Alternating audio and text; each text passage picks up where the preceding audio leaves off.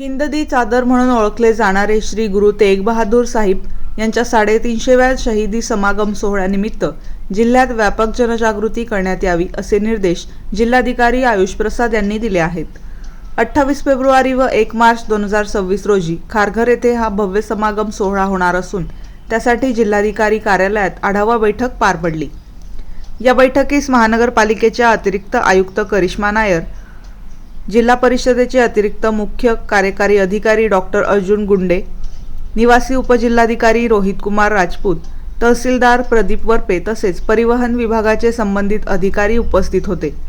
जिल्हाधिकारी आयुष प्रसाद यांनी सांगितले की समागमच्या निमित्ताने शालेय विद्यार्थ्यांसाठी विविध स्पर्धा, प्रभात फेरी आणि जनजागृतीपर कार्यक्रम राबवण्यात यावेत। ग्रामसभांच्या माध्यमातून श्री गुरु तेग बहादूर साहिब यांच्या कार्याची माहिती नागरिकांपर्यंत पोहोचवावी तसेच चित्रपटगृहांमध्ये त्यांच्या जीवनकार्यावरील माहितीपट प्रदर्शित करण्याची व्यवस्था करावी।